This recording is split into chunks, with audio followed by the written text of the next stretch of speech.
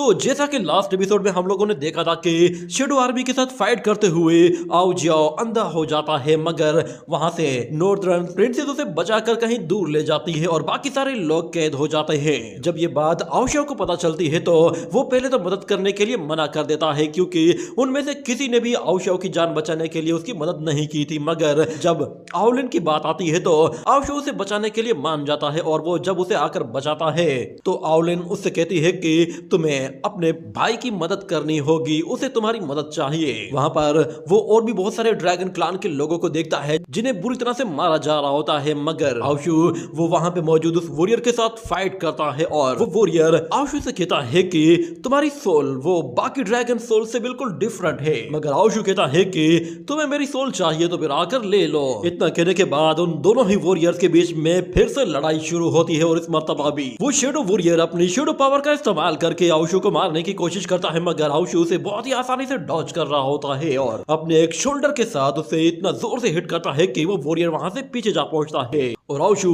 अपनी red lightning sword के साथ उस पर हमला करने ही वाला था कि वो वॉरियर अपना हाथ सामने ले आता है, मगर आशु उस पर हमला नहीं करता और कहता है कि मैं तो मजाक कर रहा था। ये कहने के साथ वो उसे इतनी जोर से लात मारता है कि उस बंदे के दोनों अखरोट टूट जाते हैं और उसका मुंह बेचारे का पिचके हुए पपीते जैसा बन जाता है और वो वहां से दूर जा गिरता है।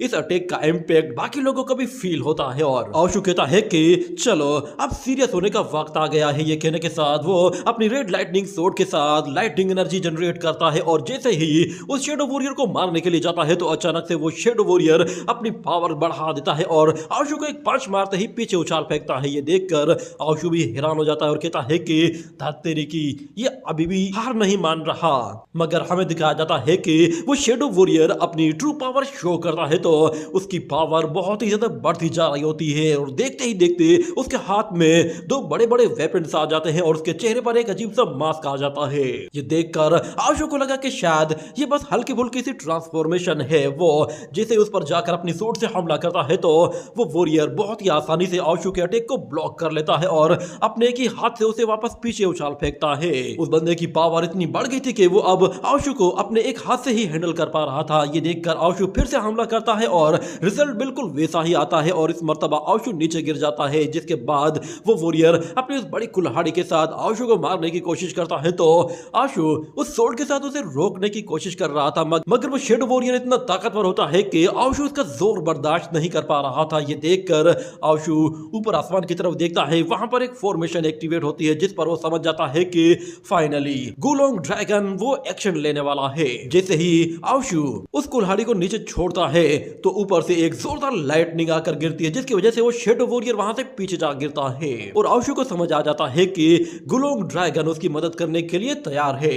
इतना कहने के बाद वो उसी रेड लाइटनिंग सोर्ड के साथ उस वॉरियर पर लाइटनिंग अटैक करने की कोशिश करता है, मगर वो शेडो वॉरियर उस लाइटनिंग अटैक से बच जाता है तो आशु फिर से उस पर एक के बाद एक लाइटनिंग अटैक करता जा रहा होता है। उसके सोर्ड से बहुत ज्यादा लाइटनिंग एनर्जी आ रही होती है और ऊपर से भी थंडर लाइटनिंग गिर रही थी, मगर उन थंडर लाइटनिंग्स का कोई भी असर नहीं हो रहा था। वो वॉरियर बहुत ही आसानी से खुद को बचा रहा था और वो आशु का मजाक उड़ाते हुए कहता है कि क्या तुम में बस इतना ही दम है। ये बात आशु को बहुत ज्यादा गुस्सा दिला देती है, जिसकी वजह से वो बिल्कुल पागल सा हो जाता है और अपनी सोर्ड को बहुत ही जोर से जमीन पर मारते हुए फुल थंडर लाइटनिंग को समन करता है और हमें बताया जाता है कि वो एक लेजेंडरी थंडर लाइटनिंग अटैक करने वाला है जिसे 9 हेवन थंडर लाइटनिंग कहा जाता है। उस शेडो वॉरियर के चारों तरफ बहुत ही ज्यादा पावरफुल थंडर लाइटनिंग एनर्जी और फैलना शुरू हो जाता है और ये देखकर वो वॉरियर भी समझ जाता है कि वो खतरे में है। देखते ही देखते वो थंडर लाइटनिंग उस वॉरियर को पकड़ना शुरू कर देती है। ये देखकर वहां पे मौजूद जितने भी लोग होते हैं वो भी काफी सरप्राइज होते हैं और कहते हैं कि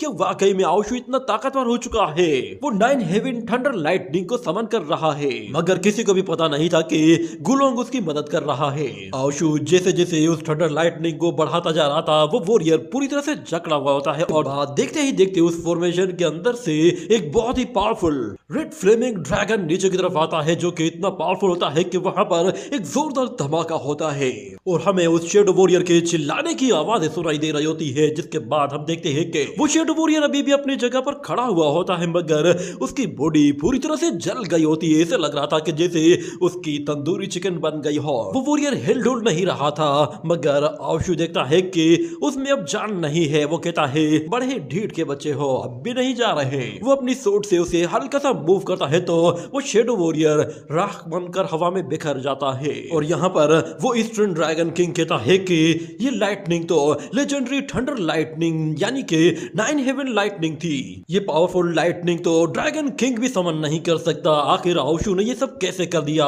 क्या ये वाकई में इतने हाई लेवल तक जा चुका है? वो सब लोग उसकी बातें कर रहे होते हैं और आशु कहता है लगता है मैंने सब लोगों का दिल जीत लिया है। मगर उसे ये भी पता था कि उसकी गुलोंग ने हेल्प की है और वो उसके साथ पूरी तरह से सिंसियर हो चुका है। मगर दूसरी तरफ से हमें उस दूसरे ब्लू हेयर वाले ड्रैगन प्रिंस को दिखाया जाता है। वो ये सब कुछ देखता है तो वो कहता है कि यहाँ पर ये चल क्या रहा है? आखिर लॉर्ड टियान योंग को इस बंदे ने इतनी आसानी से कैसे हरा दिया? मगर आशु फिर फौरन से वहां पर जायंट गरुड़ा बर्ड्स को बुलाता है तो हमें दिखाया जाता है कि वहां पर वांची बहुत सारे बर्ड्स के साथ आ पहुंचती है। वो सारे के सारे गरुड़ा बर्ड्स ड्रैगन्स के दुश्मन होते हैं और ड्रैगन्स उनसे काफी डरते हैं।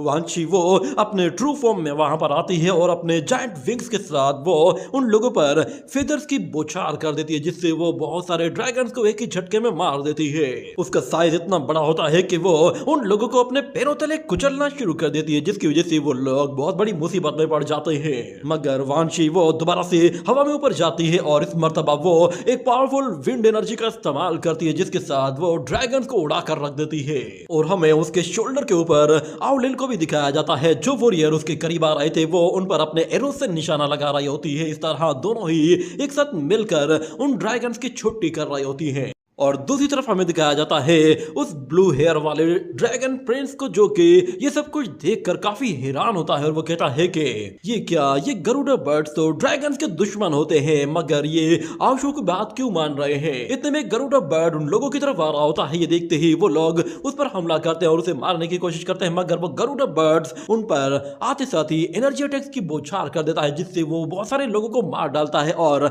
वो यंग प्रिंस वहां से भागने की कोशिश करता है, मगर वो गरुड़ा बर्ड उसे अपने पंजे से पकड़कर वापस से उस पैलेस से नीचे उछाल फेंकता है। ये देखने के बाद आशु कहता है कि अरे हाँ, मैं तो भूल ही गया था कि मुझे किसी और को भी मारना है। यहाँ पर वो यंग प्रिंस दोबारा से खड़ा होता है और आशु को देखकर कहता है कि तुम लोग इसका रास्ता रोको, मैं फौरन से अपने फादर को इन्फॉर्म करता हूँ। ये कहने के बाद वो जैसे जाने लगता है तो आशु उसके बिल्कुल सामने आ जाता है और कहता है कि तो तुम ही वो हो जिसने मेरे फादर को मारा था। भले ही मैं उनसे बहुत ज्यादा नफरत करता था, मगर तुम्हें जिंदा देखकर मुझे तुमसे उससे भी ज्यादा नफरत होती है।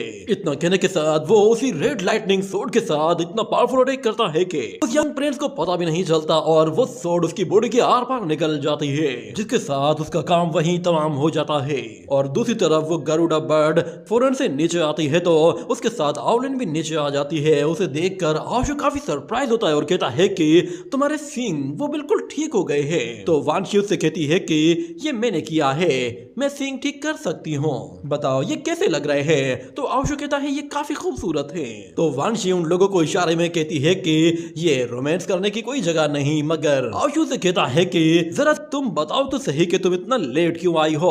तुम्हें बहुत पहले ही पहुंच जाना चाहिए था। मैंने अकेले ही बहुत सारे शेडो वॉरियर्स को बगैर तुम्हारी हेल्प के निपटाया है। मगर वो लड़की कहती है कि तुम मुझे इसका ब्लेम मत दो, मुझे गरुड़ा बर्ड्स को बुलाने के लिए उनके पास जाना पड़ा और उनको तुम्हारी हेल्प करने के लिए न जाने कितनी मेहनतें करनी पड़ी हैं। इतनी ज्यादा एफर्ट करने के बाद जाकर वो लोग तुम्हारी हेल्प करने के लिए माने हैं। ये सुनकर आशु कहता है अच्छा ठीक है, तुम्हारी हेल्प के लिए और तुम्हारी एफर्ट्स के लिए बहुत बहुत शुक्रिया, तुमने काफी हेल्प की है। यकीन जानो उन सेलेस्टियल ड्रैगन्स को भागते हुए देखकर मुझे बहुत मजा आ रहा था। वो गरुड़ा बर्ड से तो इस तरह भाग रहे थे, शिकारी को देखकर भागता है। मगर आउलिन कहती है कि इस लड़ाई में हमारे ड्रैगन क्लान को भी काफी नुकसान हुआ है। तो आशु कहता है कि हाँ, हाँ तुमने बिल्कुल सही कहा है, मगर शुक्र है कि गुलोंग ने बीच टाइम में मेरी मदद कर दी, वरना मैं उस बंदे को कभी भी नहीं मार पाता। ये सुनकर वांशी कहती है, क्या गुलोंग उसने तुम्हारी मदद की है? तो आउशु कहता है कि हाँ उसने मेरी मदद की है, मेरे पास इतनी पावर है कि मैं उसकी पावर्स को समन कर सकता हूँ, मुझे सच में उसे थैंक्स कहना है। तो वांशी कहती है कि हाँ ठीक है तुम उसे कह देना,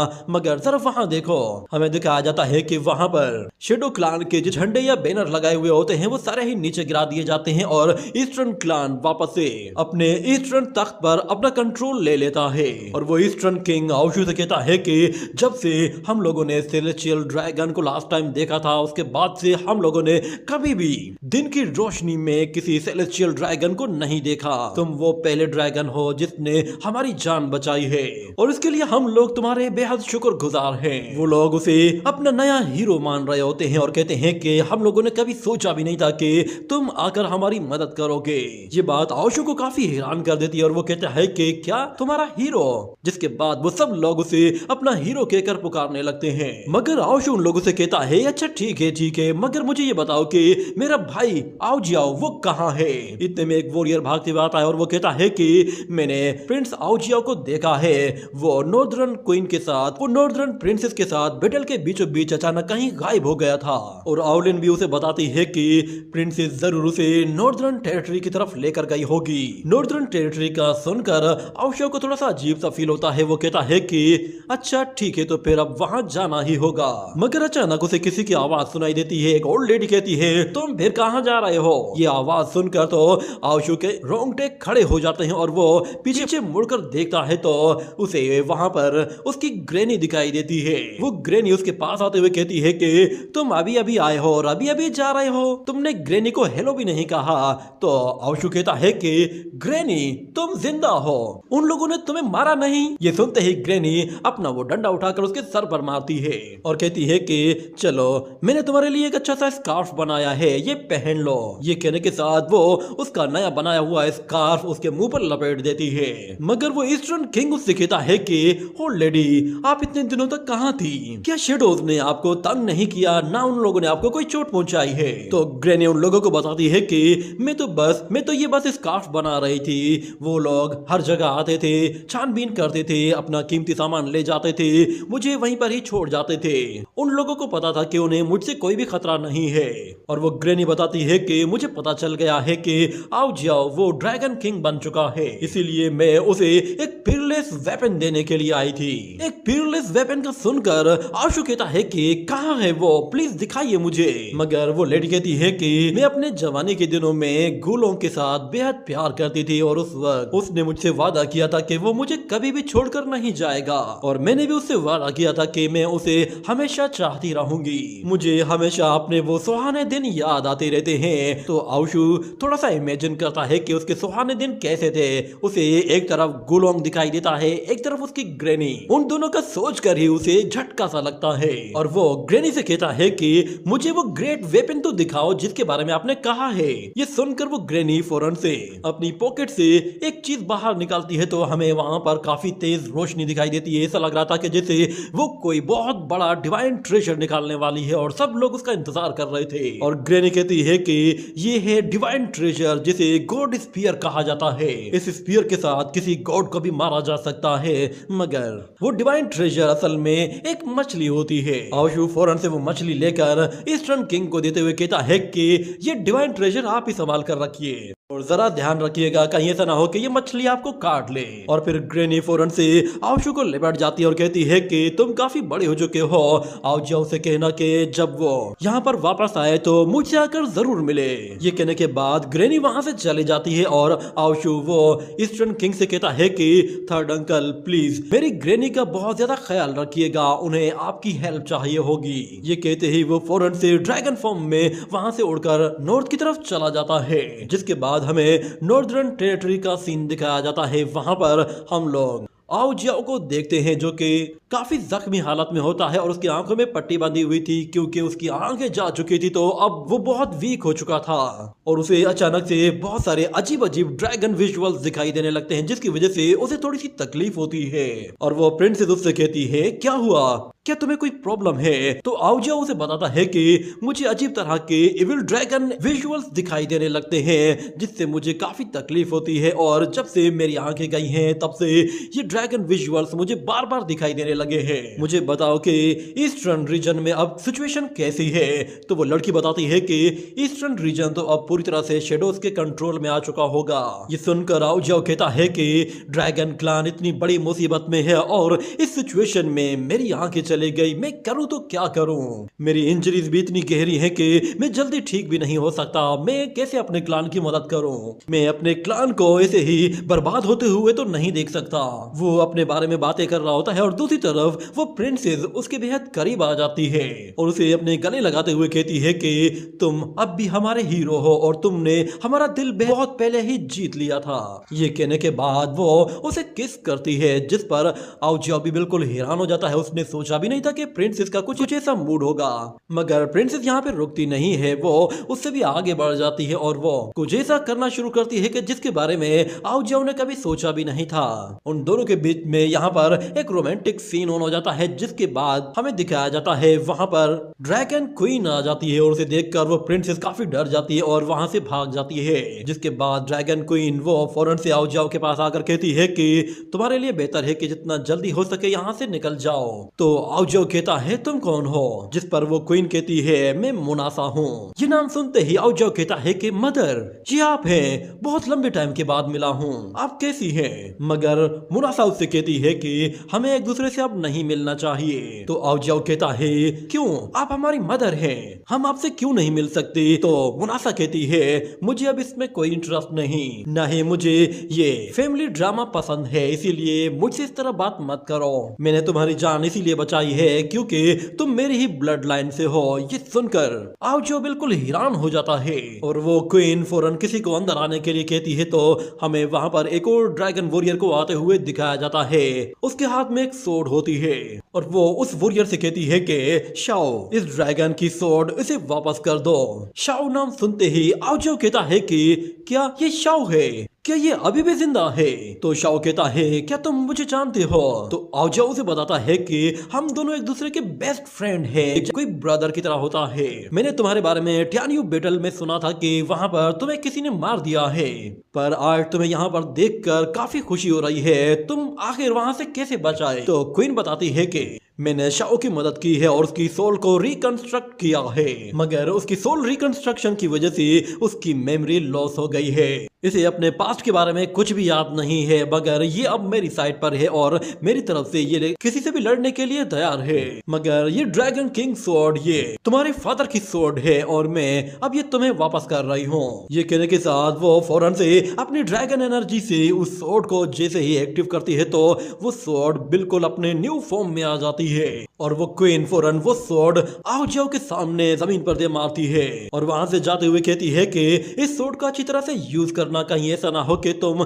मेरे इरादों पर पानी फेर दो। आउजियाओ उसके जाने के बाद फौरन खड़ा होता है और अपनी ड्रैगन किंग स्वॉर्ड को फौरन से अपने पास बुलाता है तो वो स्वॉर्ड उसके हाथों में आ जाती है और हम लोग उसकी ड्रैगन स्पिरिट को भी देखते हैं जो कि पहले से बहुत ज्यादा पावरफुल हो जाती है। और दूसरी तरफ हमें वेस्टर्न ड्रैगन पैलेस को दिखाया जाता है। वहां पर शेडो क्लान के वही दो वॉरियर्स आते हैं जिन लोगों ने पहले आउजियाओ के साथ फाइट की थी। वो लोग आकर रिपोर्ट करते हैं कि माय लॉर्ड, हम लोगों ने वेस्टर्न ड्रैगन क्लान के उन लोगों को खत्म कर दिया है जो लोग रेजिस्ट कर रहे थे। इतना कहने के बाद वो वहां पे पड़े हुए एक ड्रैगन वॉरियर की सोल को एब्जॉर्ब करता है। वो बॉडी असल में वेस्टर्न ड्रैगन क्लान के किंग की होती है, मगर वो नेजा कहता है कि इस किंग की सोल भी कोई खास स्पेशल सोल नहीं है। ईस्टर्न ड्रैगन किंग के बारे में बताओ, उसकी सोल कहाँ है? तो वो दोनों डर के मारे झुक जाते हैं और कहते हैं कि मास्टर प्लीज हमें बख्श दीजिए, हम लोग उसे नहीं ला पाए। वो ईस्टर्न ड्रैगन किंग आउजियाओ उस मैदान से बचकर कहीं भाग निकला है। ये बात उस वॉरियर को इतना गुस्सा दिलाती है कि वो फौरन से उन लोगों के ऊपर इतना ग्रेविटी प्रेशर डालता है कि वो दोनों ही वॉरियर कपकपाने लगते हैं और फिर से रहम की भीख मांगते हैं और कहते हैं कि प्लीज हमें एक और मौका दे दीजिए। इस मर्तबा हम लोग उसे कहीं से भी ढूंढ कर निकालेंगे और आपके पास जरूर लेकर आएंगे और आप उसकी क्रिम्सन ड्रैगन सोल को एब्जॉर्ब कर सकते हैं। वो वॉरियर इस वक्त नॉर्दर्न टेरिटरी में है और हम लोगों ने पहले ही साउथ ड्रैगन्स को उनकी तरफ भेज दिया है और वो लोग वहां पहुंचने ही वाले होंगे। इतने में वो बंदा फिर वहां पर एक और वॉरियर को बुलाता है और कहता है कि तुम भी इन लोगों के साथ जाओ और इन लोगों को सपोर्ट करो। जिसके बाद हमें नॉर्दर्न टेरिटरी को दिखाया जाता है। वहां पर एक ड्रैगन आर्मी पहुंच चुकी होती है। वो आर्मी वहां पर लाखों की तादाद में अपने बीस्ट और अपने कैरेज लेकर पहुंच गई थी। उन लोगों के साथ बहुत बड़े बड़े वेपन्स और काफी पावरफुल बीस्ट होते हैं और उसके साथ वो लोग नॉर्दर्न पैलेस के सामने आकर बिल्कुल एक जगह रुक जाते हैं और वहां पर एक कैरेज आता है और वो साउथ ड्रैगन किंग का होता है। उन लोगों को वहां पर देखते ही फौरन से नॉर्दर्न प्रिंसेस फौरन बाहर आती है और उन लोगों से कहती है कि आखिर ये क्या हरकत है, तुम लोग यहाँ पर मुंह उठाए कैसे आ गए। तो फौरन से साउथ किंग बाहर आता है और वो आते ही उस लड़की से कहता है कि मेरी प्यारी भतीजी तुम्हारे लिए एक अच्छी सी एडवाइस है, तुम भी शेडोज के साथ हाथ मिला लो और हम लोग अपनी पावर को कई गुना बढ़ाएंगे, वरना तुम लोग मरने के लिए तैयार हो जाओ। ये सुनकर वो प्रिंसेस कहती है कि अच्छा तो तुम शेडोज के कुत्ते बन गए हो और तुम चाहते हो कि हम भी तुम्हारी तरह ही शेडोज के आगे दुम हिलाएं। ये बात उस साउथ किंग को इतना गुस्सा दिलाती है कि वो कहता है कि ठीक है तो फिर तुम लोग भी अब मरने के लिए तैयार हो जाओ। ये कहने के बाद वो अपनी आर्मी से हल्ला बोलने के लिए कहता है तो वो आर्मी उन लोगों के ऊपर टूट पड़ती है और सारे ही मॉन्स्टर्स, ड्रैगन्स और जितने भी बीस्ट होते हैं वो सबके सब एक साथ ही हमला कर देते हैं और हमें पास्ट का एक सीन दिखाया जाता है जिसमें हम लोग गुलोंग ड्रैगन को देखते हैं। वो वहां पर एक लड़की के साथ अपनी ठड़कबाजी पूरी कर रहा होता है और वो लड़की उससे कह रही होती है कि ड्रैगन किंग जरा ये खाकर बताइए तो सही कि ये कैसा है। मगर वो ड्रैगन उस लड़की से अपनी नजरें ही नहीं हटा रहा था। वो उस लड़की के साथ अपनी रातें रंगीन करना चाहता था। मगर यहाँ पर वो लड़की कहती है कि अगर क्वीन ने हमें एक साथ देख लिया तो वो मुझे जान से मार डालेगी। तो गुलोंग ड्रैगन कहता है वो क्वीन उसे छोड़ो, वो वैसे भी मुझे देखकर कभी भी खुश नहीं होती, इसीलिए उसे इग्नोर करो। ये कहने के बाद अचानक वहां पर क्वीन एंटर होती है और वो लड़की जब क्वीन को देखती है तो वो बिल्कुल हैरान हो जाती है और साथ में गुलोंग ड्रैगन के भी तोते उड़ जाते हैं। वो फौरन से उस लड़की को धक्का देकर नीचे गिराता है और कहता है कि कसम से मैंने कुछ भी नहीं किया। और वो लड़की भी क्वीन के आगे गिड़गिड़ाते हुए रिक्वेस्ट करती है कि प्लीज मुझ पर तरस खाइए। मगर क्वीन कहती है कि मैं यहाँ पर कोई और बात करने के लिए नहीं आई, मैं तुम्हें हमेशा के लिए अलविदा कहने के लिए आई हूँ। जिस पर गुलोंग कहता है क्या तुम जा रही हो, क्या तुम मुझे ऐसे ही छोड़कर चली जाओगी। तो वो लड़की कहती है कि आज से हमारा हस्बैंड एंड वाइफ का रिलेशन यहीं पे ही खत्म होता है, इसीलिए मैं अब जा रही हूँ। मगर वो ड्रैगन कहता है तुम मुझे ऐसे छोड़कर नहीं जा सकती। मगर वो क्वीन हल्की सी आइस एनर्जी रिलीज करती है और उससे उस लड़की को बिल्कुल फ्रीज कर देती है, जिस पर गुलोंग ड्रैगन बिल्कुल हक्का बक्का हो जाता है और उसके हाथ पैर कांपने लगते हैं। और वो क्वीन बाहर जाती है तो बाहर दो बच्चे खेल रहे होते हैं और क्वीन को देखकर वो दोनों वहीं पे ही रुक जाते हैं। क्वीन उन लोगों से कहती है कि तुम लोगों को अब अपना ख्याल खुद से रखना है, अपने आप को ज्यादा से ज्यादा स्ट्रॉन्ग बनाओ और जल्दी खुद को ग्रो करो, मैं शायद तुम लोगों से अब कभी दोबारा नहीं मिल पाऊंगी। ये कहने के बाद वो वहां से चली जाती है। जिसके बाद वहां पे मौजूद उस छोटे ड्रैगन को बाद में समझ में आता है कि उसकी मदर उसे हमेशा के लिए छोड़ रही है, तो वो उसे रोकने की कोशिश करता है। मगर वो दूसरा ड्रैगन उसे हाथ से पकड़ लेता है। उसे भी पता चल जाता है कि मदर हमेशा के लिए जाने वाली है। इसी के साथ ही ये एपिसोड यहीं पे ही एंड हो जाता है।